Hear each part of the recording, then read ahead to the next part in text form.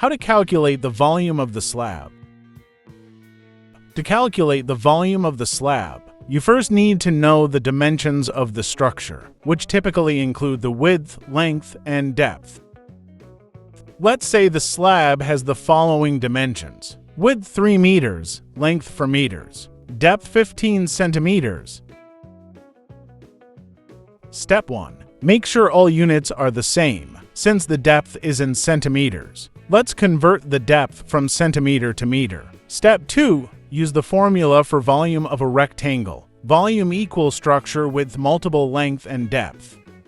Calculate volume of the slab. Volume equals structure with multiple length and depth. Width is 3 meters, length 4 meters, depth 0.15 meters. So volume of the slab is 1.8 cubic meters. 1 cubic meter equal 1 million cubic centimeters. So 1.8 cubic meter equal 180,000 cubic centimeters.